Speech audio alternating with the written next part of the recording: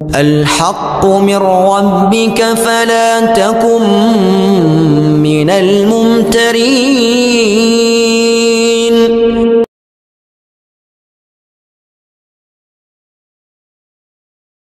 Assalamu alaikum warahmatullahi wabarakatuh.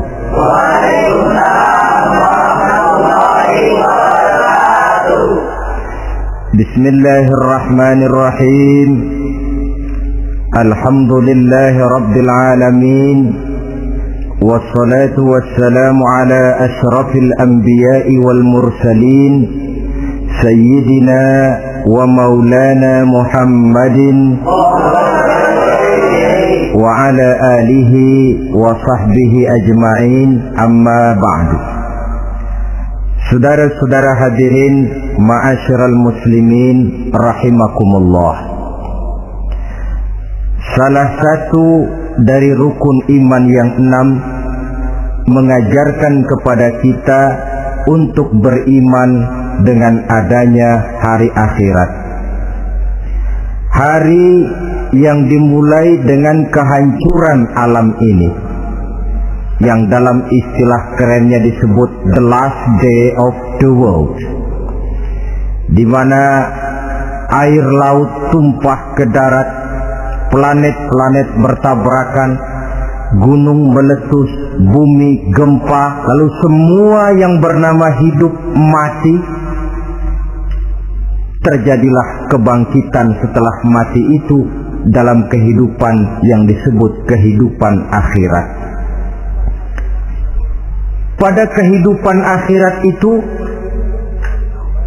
Allah jelaskan dalam surah Abasa ayat 34, Yauma yafirrul mar'u min akhihi wa ummihi wa abihi wa sahibatihi wa banihi likulli imri'in minhum yawma idzin sya'nun yughni. Hari di mana setiap orang akan lari dari saudaranya, dari ibunya dan bapaknya, dari istrinya dan anak-anaknya. Setiap orang pada hari itu disibukkan oleh persoalannya sendiri-sendiri.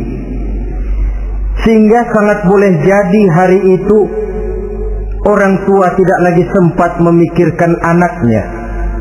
Seorang suami tidak lagi sempat memikirkan istrinya. Seorang teman pun tidak akan sempat memikirkan teman. Tiap orang sibuk dengan persoalannya sendiri-sendiri untuk mempertanggungjawabkan kegiatan hidupnya ketika di dunia ini. Dalam keadaan semacam itu, di mana orang disibukkan dengan persoalannya masing-masing, ada 7 golongan manusia yang mereka tenang-tenang saja. Orang lain bingung, mereka kalem. Orang lain kepanasan, mereka mendapat keteduhan. Siapa mereka? Inilah yang akan kita jadikan pembicaraan pada pertemuan kita kali ini. Bersumber dari sebuah hadis di mana bersabda Rasulullah sallallahu alaihi wasallam, Sab'atun yuzilluhumullahu yawma la zilla illa zilluh. Ada 7 golongan manusia, kata beliau, yang di akhirat nanti akan langsung mendapat perlindungan dari Allah. Padahal hari itu tidak ada lagi perlindungan selain perlindungan Allah. Sehingga lantaran Allah langsung yang melindungi mereka, maka mereka tidak merasakan lagi kepanasan akhirat. Mereka tidak lagi merasakan kebingungan. Mereka tidak lagi disibukkan oleh persoalan, lantaran mereka langsung dilindungi oleh Allah subhanahu wa ta'ala. Siapa gerangan yang 7 orang ini? Marilah kita lihat satu persatu dengan harapan mudah-mudahan kita termasuk salah satu di dalamnya. Amin ya rabbal alamin. Manusia pertama yang langsung mendapat perlindungan dari Allah, kata Nabi, imamun adil, pemimpin yang adil. Siapa sih pemimpin itu dan apa artinya adil? Saudara hadirin, secara umum yang dinamakan adil ialah at-tawassut bainal amraini. Orang yang pandai mengambil sikap jalan tengah dari dua persoalan yang dihadapinya. Biasanya tidak berat ke kiri, juga tidak berat ke kanan. Itu yang disebut adil. Orang yang tidak hanya sekedar bisa menuntut kewajiban dari seseorang, tapi juga bisa memberikan hak kepada orang itu juga disebut adil. Lalu pemimpin itu siapa? Setiap kita adalah pemimpin. Yang besar kecilnya kepemimpinan kita bergantung kepada apa yang kita pimpin. Dan sudah barang tentu bahwa setiap pemimpin akan dimintakan pertanggunggan jawab dari apa yang dipimpinnya. Seorang pemimpin yang adil, dia menaungi orang-orang yang dipimpinnya dalam kehidupan di dunia ini. Pantas kalau di akhirat nanti Allah langsung menaungi mereka. Oleh karena itu, pemimpin merupakan suatu amanah. Jabatan di samping dia merupakan amanah juga merupakan nikmat. Dan nikmat itu akan bergantung kepada pandai atau tidak kita mensyukurinya. Beberapa contoh dalam sejarah bisa kita lihat. Seorang bernama Umar bin Abdul Aziz. Pada saat beliau secara aklamasi dipilih menjadi pemimpin, menjadi presiden, ucapan yang pertama keluar dari mulutnya, inna lillahi wa inna ilaihi raji'un. Coba bayangkan ini. Dipilih jadi pemimpin, diangkat jadi presiden, bukan alhamdulillah, malah inna lillahi wa inna ilaihi raji'un. Kenapa? Dia anggap jabatan itu adalah amanah. Menyia-nyiakan amanah berarti khianat, dan khianat ini adalah dosa besar. Pantaslah kalau Allah Subhanahu wa taala memperingatkan, nikmat bisa saja berubah menjadi azab kalau kita tidak pandai mensyukurinya. La in syakartum la azidannakum wa la in kafartum inna azabi lasyadid. Kalau kamu pandai bersyukur, aku tambah nikmatku. Tapi kalau kamu tidak pandai bersyukur, kamu ingkar, kamu lupakan nikmat Allah, awas, azabku amat pedih, kata Allah. Jadi berdasarkan logika dari ayat ini bisa kita katakan orang kaya. Ada orang kaya nggak di sini? Banyak. Ada orang kaya nggak? Yang kaya tolong dengerin. Orang kaya itu bisa masuk surga karena hartanya. Pun orang kaya banyak yang masuk neraka juga gara-gara hartanya. Tergantung syukur apa tidak syukur. Orang alim, ada yang alim di sini? Ada. Tolong dengerin orang alim, yang ustadz, yang kiai. Orang alim bisa saja masuk surga karena ilmunya, dan orang alim pun bisa masuk neraka karena ilmunya. Pejabat, ada pejabat? Pejabat itu bisa masuk surga karena jabatannya, pun pejabat itu bisa masuk neraka karena jabatannya, bergantung syukur apa tidak. Kalau ada orang kaya, hartanya didapat dari jalan yang halal, berusaha menurut yang disyariatkan oleh Allah, lalu hartanya itu tidak cuma untuk ditumpuk 7 turunan, namun juga berfungsi sosial. Dia bantu pembangunan masjid, dia makmurkan majelis taklim, dia santuni yatim piatu. Orang kaya macam itu dengan hartanya, insya Allah bisa sampai ke surga. Tapi kalau ada orang kaya, hartanya didapat dari segala macam cara, asal harta tercapai segala cara halal. Perlu jilat atas, perlu injak bawah, perlu sikut kiri kanan, sikut kiri kanan. Setelah dapat harta lalu pelitnya 17 setan. tidak mau zakat, infak, apatah lagi sedekah. Orang kaya macam itu dengan hartanya bisa masuk neraka. Na'udzubillah min. Ada orang alim, dengan ilmunya dia bimbing umat. Dia katakan yang halal itu halal, yang haram itu haram. Dia katakan yang hak itu adalah hak, yang batil adalah batil. Dia tidak peduli apapun resikonya. Orang alim semacam itu dengan ilmunya bisa sampai ke surga. Tapi kalau ada orang alim dengan ilmunya dia malah membodoh-bodohi orang yang memang sudah bodoh. Yang halal dibilang haram, yang haram dibikin remeng-remeng. Menjadi penjilat kesana kemari. Orang alim semacam itu bisa masuk neraka karena ilmunya. Begitu juga pejabat, pemimpin. Kalau dengan jabatannya sebagai pemimpin dia berlaku adil, menaungi rakyatnya. Orang besar salah dihukum, orang kecil salah juga dihukum. Tidak hanya pandai menuntut kewajiban, tapi juga pandai memberikan hak. Pemimpin yang adil semacam ini mensyukuri nikmatnya jabatannya, dia bisa sampai ke surga karena jabatannya. Tapi kalau dengan jabatannya dia berlaku sewenang-wenang, yang besar salah didiamkan, yang kecil salah segera ditegakkan hukum, hanya pandai menuntut kewajiban dari rakyatnya tapi tidak pandai memberikan hak, maka pemimpin semacam ini lantaran tidak pandai mensyukuri nikmat, bisa saja nikmat itu berubah menjadi azab. Oleh karena itu saudara-saudara, pemimpin menaungi rakyat, pantas kalau di akhirat nanti Allah langsung menaungi beliau. Siapa pemimpin? Siap kita.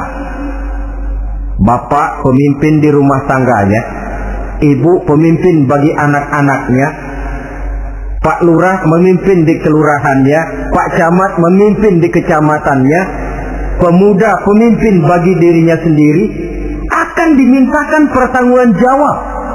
Kalian para remaja yang hadir di sini memimpin dirimu sendiri. Kau akan ditanya, tanganmu kau lebih banyak gunakan buat apa? Kakimu lebih banyak kau bawa jalan kemana? Lidahmu lebih banyak membicarakan apa? Dan hari pertanggungan jawab nanti kalian jangan berharap akan ada saksi dari luar. Saksinya anggota badan kita sendiri. Dalam surah Yasin Allah jelaskan, Al-yawma nakhtimu ala afwahihim wa tukallimuna aydihim wa tashhadu arjuluhum bima kanu yaksibun. Ada kan di surah Yasin? Ayat berapa? Pokoknya Yasin dah.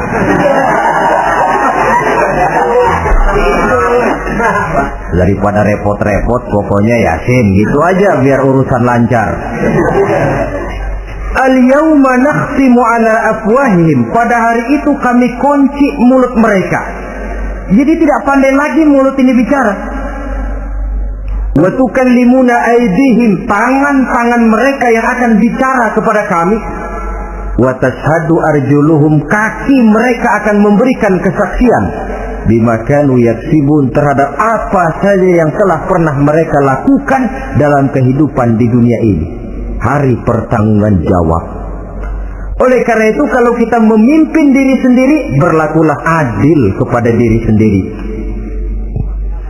Nah, lalu masalahnya memang kita mesti adil kepada siapa saja sih? Ada 3 hal pokok yang kita harus berlaku adil.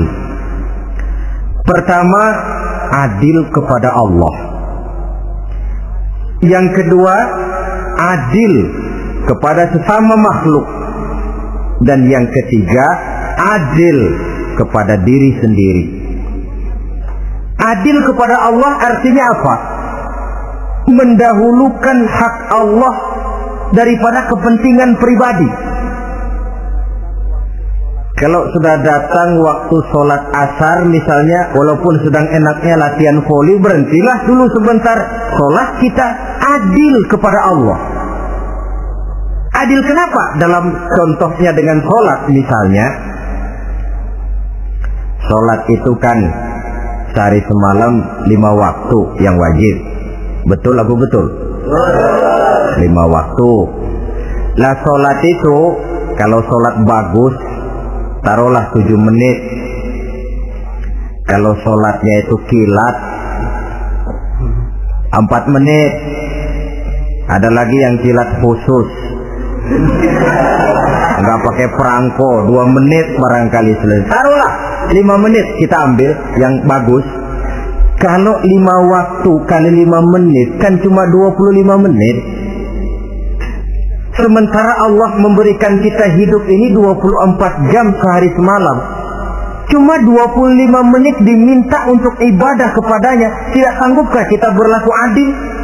25 menit ini untuk menghadapmu ya Allah. Sementara engkau telah memberikan resannya 23 jam 35 menit untuk hidup dalam sehari semalam. Mendahulukan hak Allah daripada kepentingan pribadi. Adil kepada Allah. Adil kepada yang kedua, adil kepada sesama makhluk. Adil kepada manusia, adil kepada binatang, adil kepada alam. Yang kalau prinsip keadilan itu kita langgar akan membawa efek bagi diri kita juga. Manusia sekarang kan tidak adil kepada alam. Misalnya apa? Hutan ditebangi secara liar, gunung-gunung menjadi gundul. Akibatnya ketika turun hujan terjadi erosi, banjir melanda kemana-mana, tanah longsor terjadi. Akibatnya terkena manusia juga kalau mereka sudah tidak menjaga keseimbangan alam ini. Adil kepada orang lain, apakah itu namanya tetangga, teman, keluarga. Dan yang ketiga, adil kepada diri sendiri. Bagaimana pengertiannya? Mata ini punya hak untuk tidur, begadang terus tiap malam, tidak adil kepada mata. Nah, ini yang ketawanya paling kencang pasti tukang begadang ini.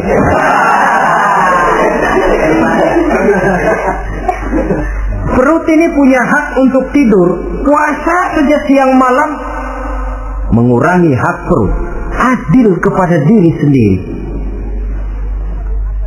Untuk kehidupan yang akan datang di akhirat, pasti akan kita temui. Kita yakini keberadaannya.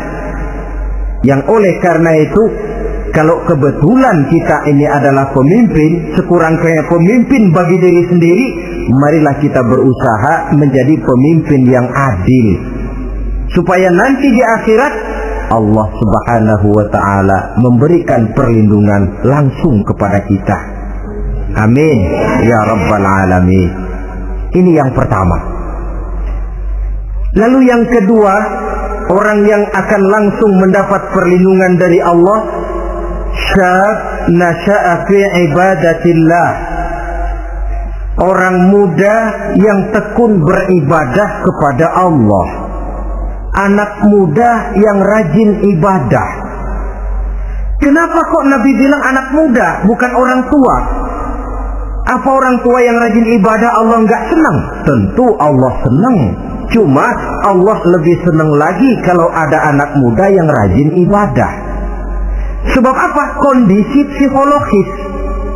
Kalau ada orang tua rajin ibadah itu mah pantas. Emang udah waktunya. Ada orang sembayangnya rajin, masuk masjid, masuk maghrib, keluar isya, malam tahajud, tahlilnya mantap. Umurnya berapa? 70. Enggak istimewa. Itu memang sudah mestinya. Lagian kalau sudah 70 masih bandel aja, kapan mau taubat? Tapi kalau ada anak muda, darahnya masih mengalir dengan panas, dia masih berusaha mencari bentuk-bentuk kepribadian dalam dirinya. Dia masih mudah terpengaruh oleh lingkungan, tapi dia sanggup memblokir itu, disalurkannya di jalan Allah. Dia tekun beribadah. Allah cinta betul pemuda semacam itu. Sehingga nanti di akhirat mereka langsung mendapat perlindungan dari Allah Subhanahu wa ta'ala. Selalu pembangunan yang mengarah kepada modernisasi diikuti dengan proses pergeseran nilai. Dalam kondisi semacam ini, kehidupan remaja pemuda yang masih mencari identitas dan pembentukan kepribadiannya mudah terpengaruh oleh hal-hal yang ada di sekelilingnya. Sehingga sangat boleh jadi apa yang dianggap orang dulu tabu lalu dianggap biasa. Yang aneh-aneh malah dijadikan model. Yang dilarang malah nekat diterjang. Di mana norma dan kaedah-kaedah moral tidak lagi mendapat perhatian yang wajar. Dalam kondisi semacam ini terjadilah proses peluncuran moral, dan hampir di mana-mana kehancuran suatu bangsa dimulai dengan kehancuran moral daripada generasi mudanya.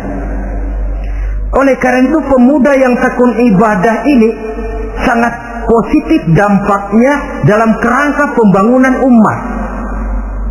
Pak, ibadah itu apa sih? Kalau jadi pemuda yang tekun ibadah, apa kemana-mana mesti bawa tasbih? Mungkin. Apa mesti pakai peci terus? Boleh jadi.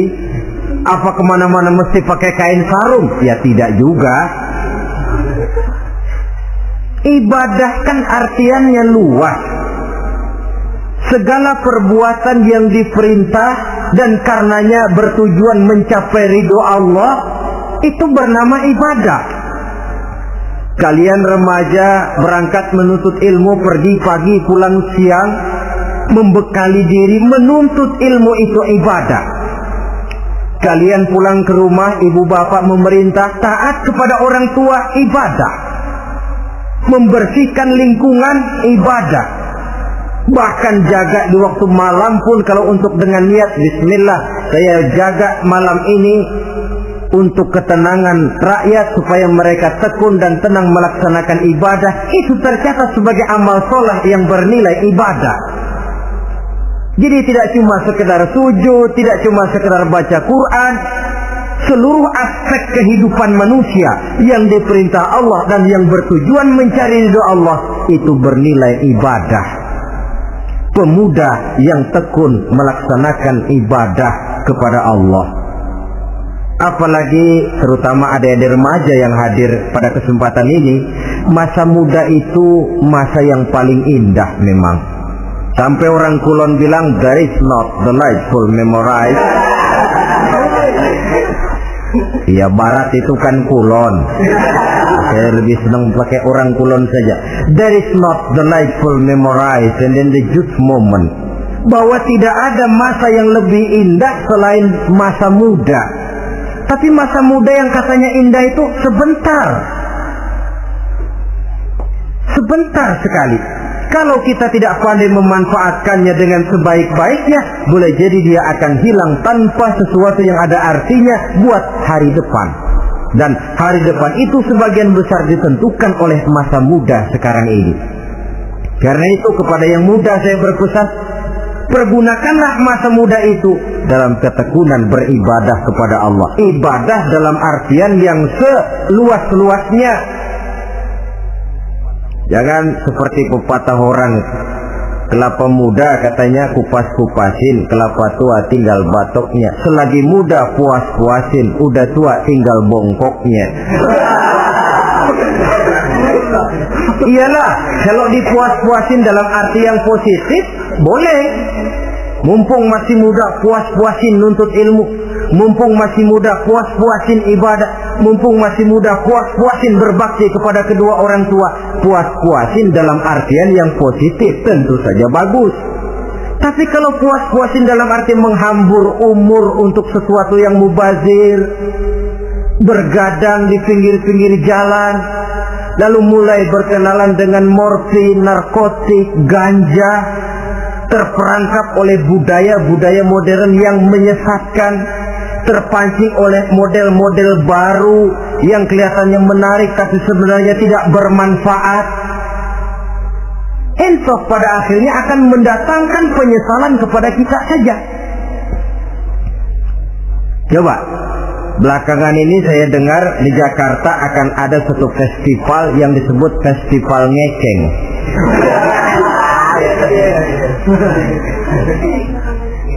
Ngeceng ini kalau bahasa gampangnya nampang. Jadi itu biasanya muda-mudi diri di pinggir-pinggir jalan, pakai kacamata hitam, pakaian warna-warni, rambut dicat sedemikian rupa supaya menarik perhatian. Mereka diri di pinggir-pinggir jalan, nampang, istilah ngepopnya ngeceng katanya. Oh, ini mau diadakan festival, secara langsung atau tidak, festival ini kan mempopulerkan ngeceng jadinya. Yang tadinya orang awam gak kenal, lantaran diangkat ke permukaan jadi terkenal. Kalau sudah terkenal lalu jadi mode, kalau sudah jadi mode, latahan. Boleh jadi nanti akhirnya ngeceng masuk desa. Bukan cuma sekedar abri masuk desa, bukan cuma sekedar koran masuk desa, ngeceng pun bisa saja masuk desa.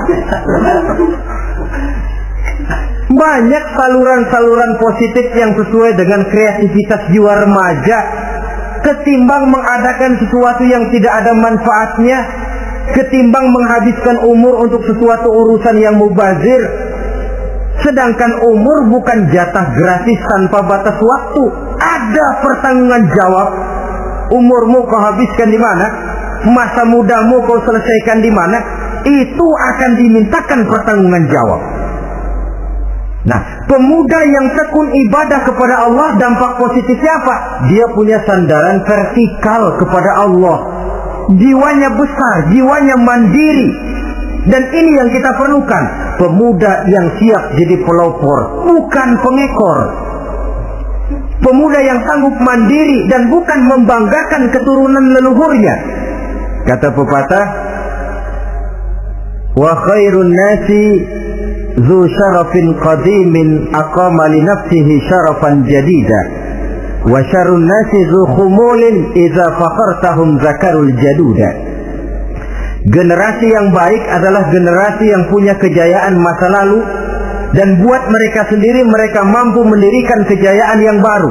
Artinya nenek moyangnya memang orang-orang terhormat, tapi dia mampu mandiri mendirikan kehormatan itu bagi pribadinya. Sebaliknya, generasi yang paling jelek adalah generasi pemalas, yang kalau orang lain kelihatan lebih hebat, dia sebut-sebut nenek moyangnya. Lu sih belum apa-apa, bapak gua dong, bapak gua katanya. Lu sih belum apa-apa, om saya dong, tante saya dong. Kerjanya cuma membangga-banggakan leluhur, dia sendiri tidak ada apa-apanya. Ini generasi yang paling jelek. Kalau orang kelihatan lebih hebat, dia sebut leluhurnya, sementara dia sendiri nol nilainya, tanpa ditunjang oleh fasilitas leluhurnya. Pasukan pemuda mandiri macam ini yang kita perlu. Bukan sekedar pasukan pemuda oke bos, kulun nuwun, yes man, kumaha juragan wae.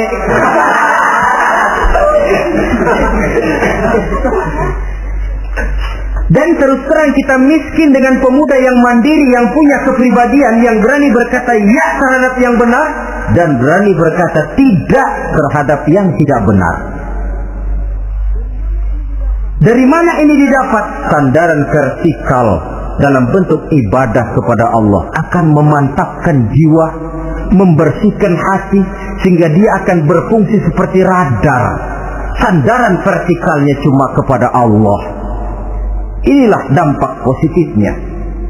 Karena itu, tentu saja kita berharap sekurang-kurangnya pemuda-pemudi yang hadir pada kesempatan ini menjadilah pemuda-pemudi yang tekun beribadah kepada Allah. Amin. Nah, baiklah ya, itu tadi yang kedua. Kita lanjutkan sekarang yang ketiga, orang yang akan langsung mendapat perlindungan dari Allah. Kata Nabi, rajulun qalbuhu mu'allakun bil masjid. Seseorang yang hatinya selalu terpaut kepada masjid. Apa arti terpaut kepada masjid ini? Apa orang yang gak pernah keluar-keluar dari masjid? Tentu saja bukan. Apa gunanya di dalam masjid terus kalau kerjanya cuma tidur doang? Maksud terpaut kepada masjid ini, hatinya selalu berpikir bagaimana memakmurkan masjid. Jasadnya boleh saja ada di kantor, boleh saja ada di pasar, boleh ada di sawah, boleh ada di ladang, tetapi hasil daripada usahanya dia lalu berpikir bagaimana memakmurkan masjid. Sebab apa? Masjid merupakan center of activity, pusat daripada kegiatan umat. Kalau kita lihat fungsi masjid di zaman Rasul, di masjid beliau berdakwah, di masjid beliau mengatur negara, di masjid beliau mengadakan perundingan, di masjid beliau bermusyawarah dengan para sahabat. Pusat daripada kegiatan umat. Dan memakmurkan masjid ini dasarnya tidak lain karena iman kepada Allah. Prinsipnya bagaimana kita menghidupkan masjid dan bukan mencari hidup di masjid. Kalau sudah prinsipnya dibalik, bukan menghidupkan masjid tetapi mencari hidup di masjid, saya khawatir masjid akan ambruk. Nyatanya kadang-kadang masjid kita ini fungsinya belum maksimal. Kadang-kadang ada kok masjid yang bukanya cuma seminggu sekali. Jumat pagi jam 9 masjid buka, Jumat jam 2 tutup, buka-buka lagi Jumat depan. Seminggu sekali. Kelemahan lainnya manajemen masjid. Terus terang sajalah kita bicara. Kadang-kadang pengelolaannya ketua masjid bapaknya, khatib mantunya, sekretaris ponakannya, imam Bilal cucunya. Gak ada orang lainnya.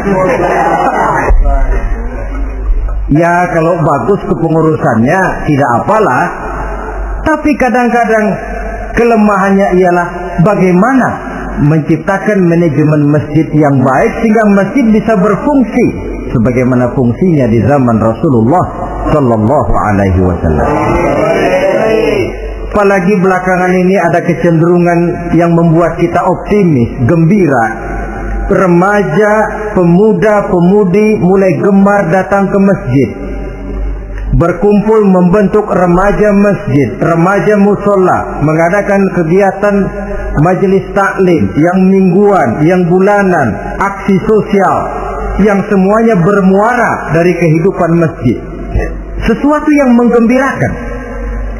Dan sudah sepatutnya para pengelola masjid membuka pintu untuk bisa mengatur masjid menurut manajemen yang diharapkan oleh umat. Karena bagaimanapun di masjid dua jalur komunikasi, bahasa kerennya two-way traffic communication, itu bisa kita laksanakan, yaitu hablum minallah wa hablum minan nas.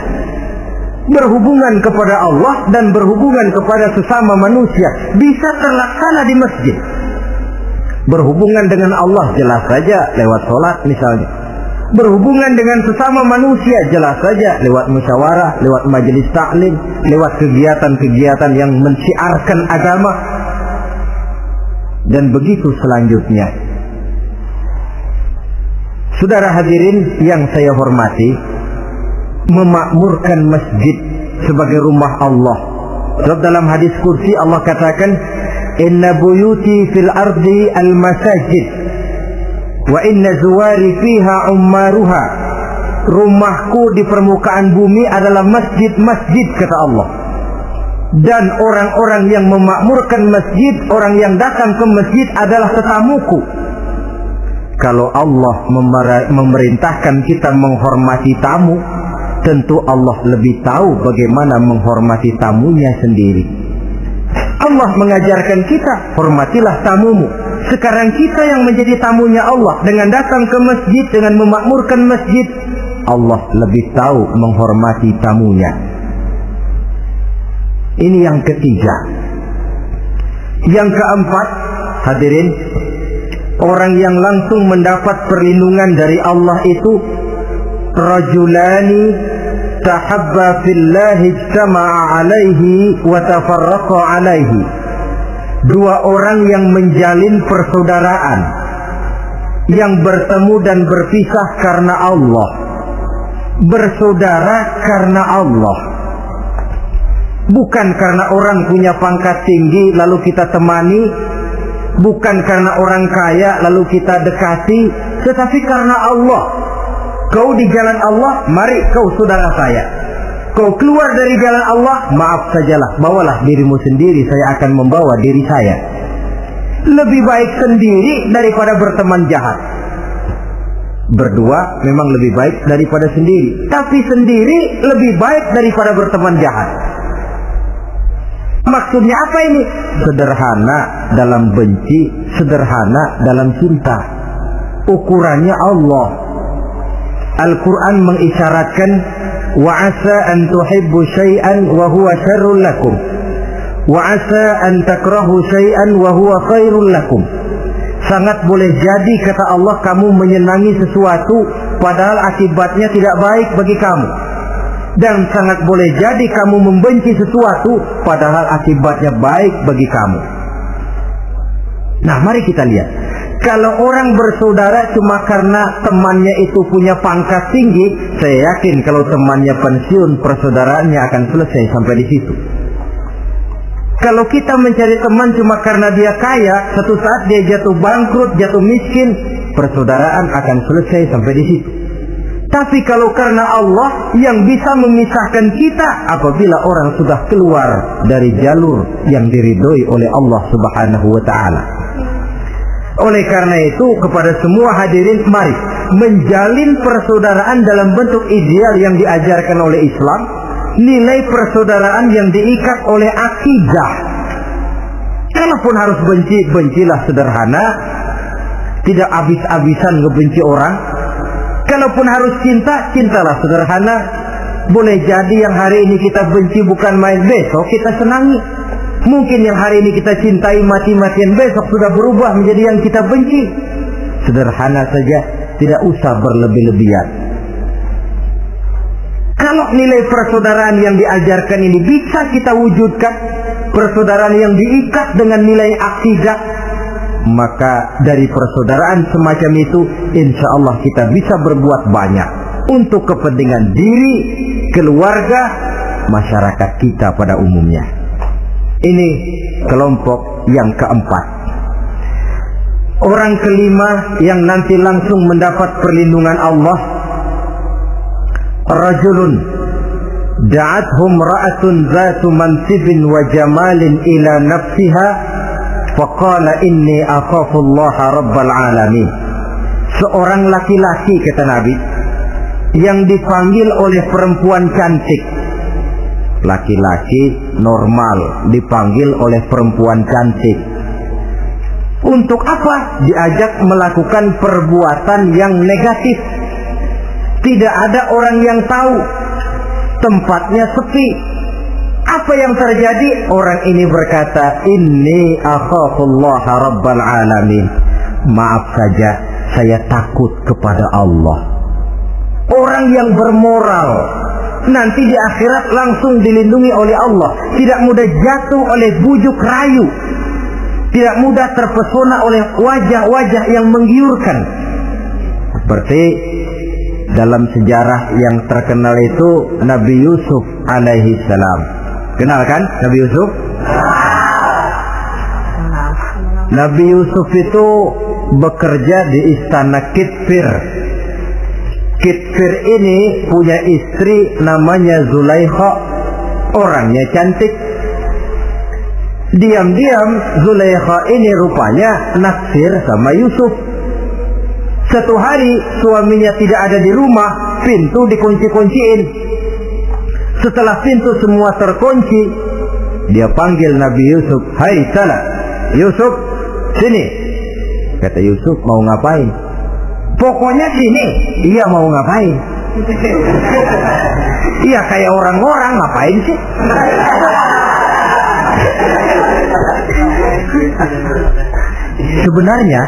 Sebenarnya ini Zulaikha senang kepada Yusuf, Yusuf pun demikian. Walaqad hammat bihi wa hamma biha. Zulaikha menyenangi Yusuf, Yusuf pun menyenangi Zulaikha. Tapi apa? Walaula an ra'a burhana rabbih. Andai kata Yusuf tidak melihat peringatan Tuhannya, letter S. Yusuf, ini bukan pekarangan ente, dilarang parkir di sini. Sehingga walaupun tidak ada yang tahu, tidak ada yang melihat, Nabi Yusuf selamat dari bujuk rayu Zulaikha. Mempertahankan nilai-nilai moral, di tengah kemajuan zaman memang merupakan pekerjaan yang tidak ringan, merupakan pekerjaan yang sangat berat. Akan ada saja cobaan, akan ada saja gangguan yang kita temui di sepanjang perjalanan hidup ini. Tapi sebaliknya, kalau orang sudah tidak lagi menjunjung moral yang tinggi, lalu hidup menurut selera sendiri-sendiri, ya kita lihatlah lahirnya kebudayaan kumpul kebo yang diawali dengan free sex yang mengarah kepada samenleving alias hidup bersama tanpa nikah. Memang sebabnya boleh jadi macam-macam. Mungkin karena broken home, nggak merasa diperhatikan di rumah, ibu bapak sibuk lalu anak mencari kesibukan sendiri. Mungkin karena tekanan ekonomi dalam kehidupan miskin, lalu ada yang menawarkan kerjaan, tidak taunya malah dilemparkan ke lembah hitam. Mungkin juga karena pengaruh pergaulan dari lingkungan baik-baik lalu berteman dengan yang tidak baik, hanyut di telan arus pergaulan. Mungkin juga pengaruh kebudayaan yang dia tonton, buku yang dia baca, film yang dia lihat, ikut mewarnai dan membentuk kepribadiannya. Tapi apapun alasannya, satu hal yang jelas, semuanya berangkat dari rapuhnya pegangan orang kepada nilai-nilai agama. Sebab sumber nilai moral yang tertinggi tidak lain agama adanya. Intinya apa? Intinya tidak lain, orang yang beragama itu meyakini bahwa kemanapun dia pergi, dimanapun dia berada, Allah selalu melihat yang dia lakukan. An ta'budallaha ka'annaka tarahu fa illam takun tarahu fa innahu yaraka. Begitu yang kita pelajari dalam ihsan. Engkau beribadah kepada Allah seolah-olah kau lihat Allah. Kalaupun Allah tidak kau lihat, yakinlah Allah melihatmu. Jadi kalau saya sendiri, yang kedua itu Allah. Dibujuk rayu oleh cewek cakep, ayo dah bang, gak ada orang, kita cuma berdua. Dia bilang enggak, kita enggak berdua, bertiga. Berdua bang, bertiga. Yang ketiga siapa? Lu, gue, Allah, tiga.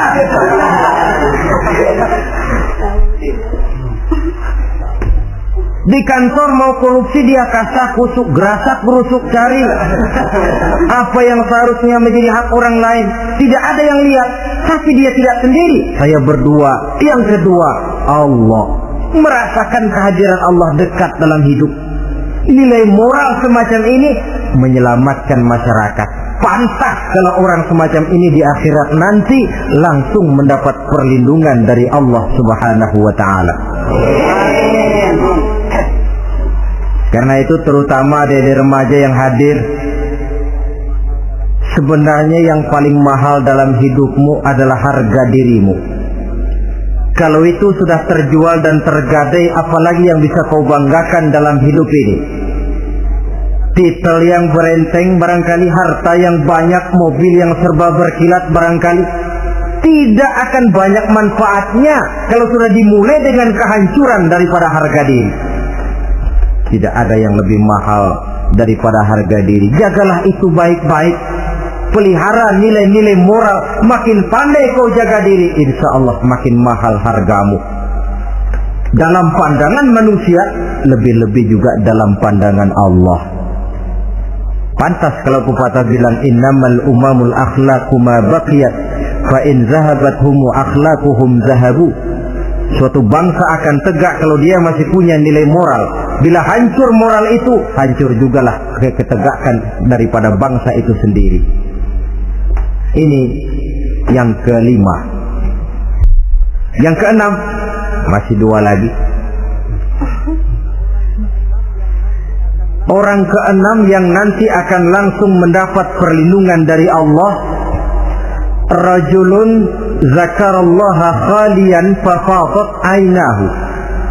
Seseorang yang mengingat Allah dalam kesunyian, lalu berlinang air matanya. Tengah malam dia bangun, bertahajud dia kepada Allah. Gemersik tikar tersentuh tangan, laksana lambaian tangan malaikat maut nak datang merenggut nyawa.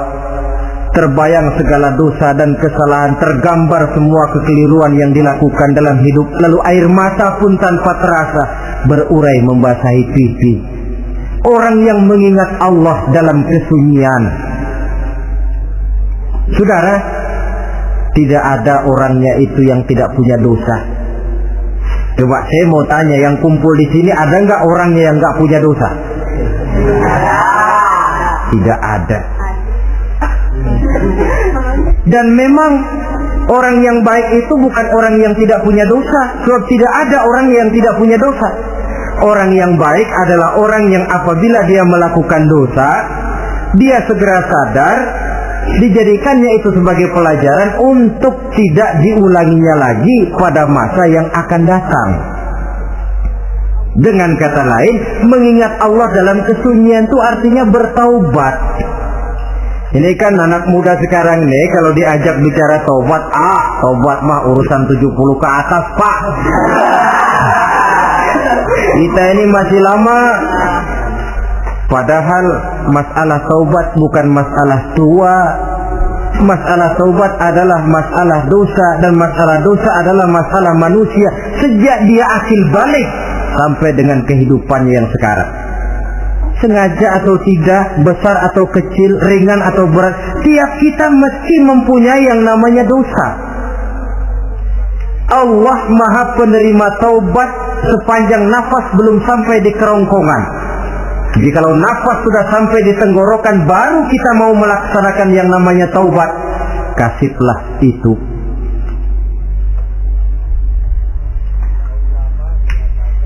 Para ulama mengatakan, la saghair ma'al istimrar wala kabair ma'al istighfar.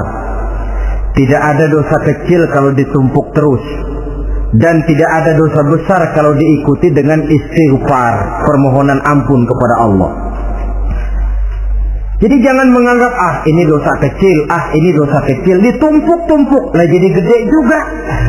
Tidak ada dosa yang kecil kalau dikerjakan terus-menerus, dan tidak ada dosa yang besar kalau diiringi dengan istighfar. Dalam kehidupan ini, apabila dosa sudah bertumpuk, maksiat merajalela, munkarat menjadi-jadi, Allah tidak akan segan-segan menurunkan azab. Azabnya itu bisa dalam bentuk bencana alam, banjir namanya, kebakaran merajalela namanya, gempa bumi namanya, bendungan pecah namanya, reaktor atom bocor namanya. Namanya boleh jadi macam-macam. Sebab apa? Al-Quran memberikan jaminan, wa ma kana Allahu liyu'adzibahum wa hum yastaghfirun. Allah tidak akan menurunkan azab selama di tengah masyarakat manusia masih banyak orang yang istighfar kepada Allah.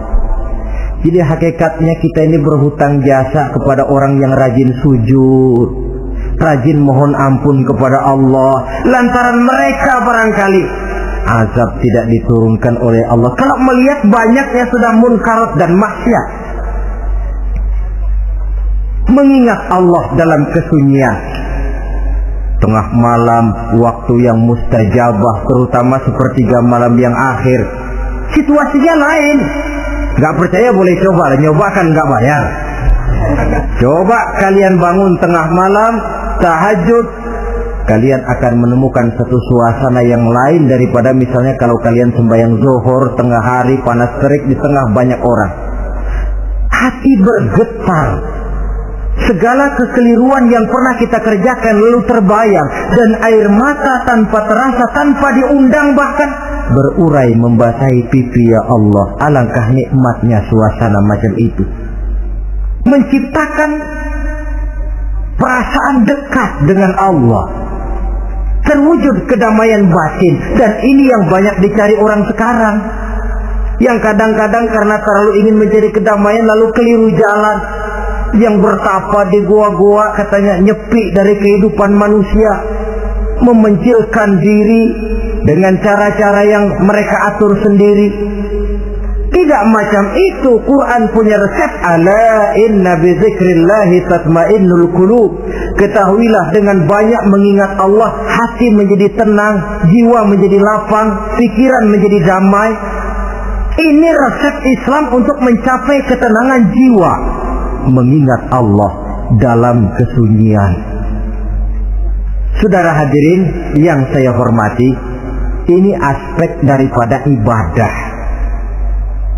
Jadi dengan kata lain, masalah mengingat Allah dalam kesunyian, mengingat dosa bukan urusan orang tua, tapi masalah manusia.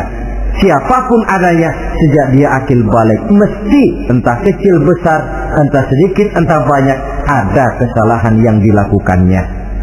Karena itu, kalau kita masih diberikan kesempatan untuk hidup, artinya Allah masih memberikan kesempatan kepada kita untuk memperbaiki diri. Nanti kalau sudah sangkakala ditiup, alam hancur seperti yang saya jelaskan di awal tadi, sudah tidak sempat lagi, yang tinggal menyesal. Ada yang meratap lalu berkata, ya laitani kuntu turaba. Dalam Quran, aduh andai kata kita bisa balik jadi tanah aja dah dulunya, jangan jadi orang. Kalau dulu kita tetap jadi tanah mah nggak tanggung jawab apa-apa. Dijadiin orang sekarang mesti tanggung jawab, bagaimana ini? Bingung. Ada yang berkata, ma aghna anni maliya halka anni sultaniyah. Ternyata harta yang saya bangga-banggakan tidak bawa manfaat hari ini. Ternyata jabatan yang pernah saya duduki malah merusak saya hari ini. Tinggal lagi penyesalan karena kelalaian memanfaatkan waktu hidup dalam kehidupan di dunia ini. Karena itu pandai-pandailah membagi orientasi. Ada saatnya kita sibuk tenggelam dalam berbagai urusan dunia, lain saat tenggelam dalam kefanaan dan kesunyian, membekali diri untuk kehidupan akhirat nanti. Sebentar meninggalkan dunia, rekes kepada Allah, mi'raj, naik menghadap Allah, supaya terwujud keseimbangan untuk mencapai fid dunya hasanah wa fil akhirati, kebahagiaan dan kebaikan di dunia maupun di akhirat nanti. Inilah golongan yang keenam, orang yang langsung mendapat perlindungan Allah, yang mengingat Allah dalam kesunyian. Yang ketujuh, yang terakhir, orang yang langsung mendapat perlindungan dari Allah di akhirat nanti, rajulun tasaddaqa bi sadaqatin fa akhfaha hatta la ta'lama shimaluhu ma tunfiqu yaminuhu. Seseorang yang bersedekah, lalu dia ikhlas dengan sedekahnya sehingga tangan kirinya tidak tahu apa yang diberikan oleh tangan kanannya. Orang yang pemurah, orang yang menyadari bahwa apapun yang dia punya dalam hidup ini cuma sekedar titipan. Fungsinya lalu seperti keran, menyimpan air tapi untuk disalurkan lagi kepada orang yang memang memerlukannya. Alangkah nikmatnya kalau Allah memberikan kepercayaan kepada kita untuk menjadi penyalur, distributor rezeki. Kalau kita ingat kemari, berpikir ke sini, kita tidak akan sayang lagi. Enak saja yang peras keringat banting tulang cari rezeki saya, sampean datang-datang mau minta. Nah, mungkin rezeki dia, tapi lewat tangan kita. Satu kehormatan dari Allah kalau kita dijadikan seperti keran, menyimpan air tapi tidak untuk dirinya sendiri, disalurkannya kepada orang-orang yang memang memerlukannya. Tidak ada orang jatuh bangkrut lantaran bersikap pemurah, dan tidak ada orang jadi kaya raya lantaran dia bakhil atau pelit bin kikir alias medit.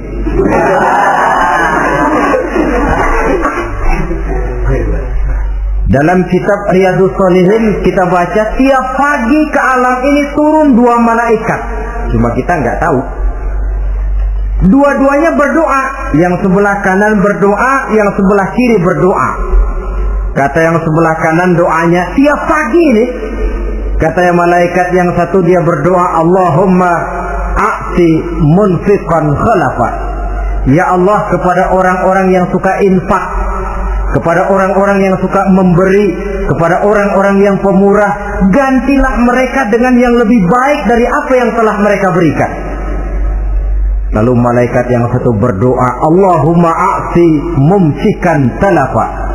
Ya Allah, kepada orang-orang yang mumsik, bakhil, kikir, berilah mereka kerusakan dan kebinasaan di dalam harta mereka.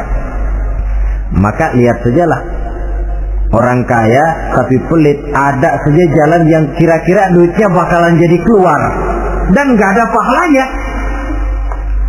Apa kena musibah lalu berobat sekian juta, apa kemalingan, apa ditipu orang, ada saja cara duitnya keluar yang gak ada pahalanya. Inilah prinsipnya. Allah mencintai orang pemurah. Dalam hadis qudsi, uhibbu ahlas saqa wa hubbi lil faqiri sakhi asad. Aku cinta kepada orang yang pemurah, tapi aku lebih cinta kepada orang miskin yang pemurah. Orang kaya pemurah Allah cinta, orang miskin pemurah Allah lebih cinta. Kenapa? Nilainya lain. Orang kaya sedekah 500, orang miskin sedekah 500, sama 500-nya, tapi saya yakin pahalanya lebih besar buat si miskin. Kenapa? Buat orang kaya 500 apa artinya? Sekelebatan. Buat si miskin 500 dia mesti peras keringat banting tulang, tapi dia berani memberi seperti beraninya orang kaya. Nilai ini yang dilihat oleh Allah.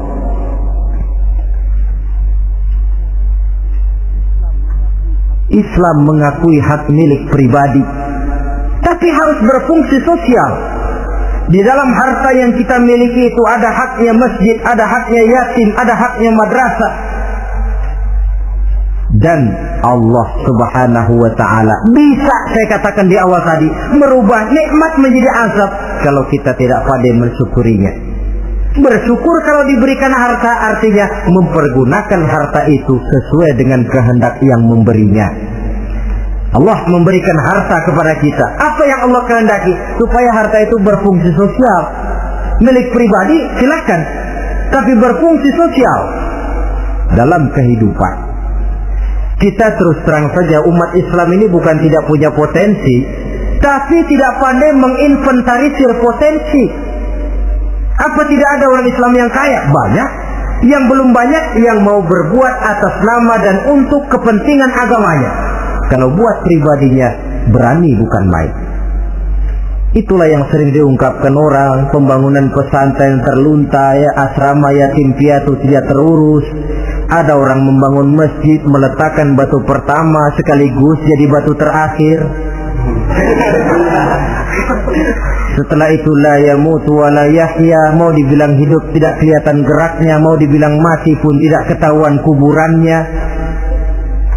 Kurangnya kesadaran akan arti amanah dan titipan dari Allah. Lahirlah korun-korun abad 20. Kalian tahu sejarah korun? Saking kayanya korun, kunci gudang hartanya itu saja onta yang bawa. Itu baru kunci itu, onta yang bawa. Ketika orang tanya, anna laka hadza ya korun, hartamu begini banyak dari mana kau dapat korun? Ya saya usaha, tidak ada hubungannya sama Tuhan katanya. Apa yang terjadi? Lantaran kekurang ajarannya melupakan nikmat, korun dan seluruh harta bendanya ditenggelamkan Allah oleh gempa bumi. Makanya orang sekarang kalau dia macul ketemu harta, apa katanya? Gue dapat harta karun. Peninggalan si korun itu barangkali dahulunya. Saudara-saudara, oleh karena itu, kalau kita oleh Allah diberikan amanah berupa harta, pandailah bersyukur dan jadilah orang yang ikhlas dalam bersedekah. Nah, inilah pertemuan kita pada kali ini. Walaupun singkat, mudah-mudahan sekali lagi kita termasuk salah satu di antara 7 golongan yang di akhirat nanti langsung mendapat perlindungan dari Allah. Terima kasih banyak atas segala perhatian. Mohon maaf atas segala kekurangan. Usikum wa nafsi bitaqwallah. Wassalamualaikum warahmatullahi wabarakatuh.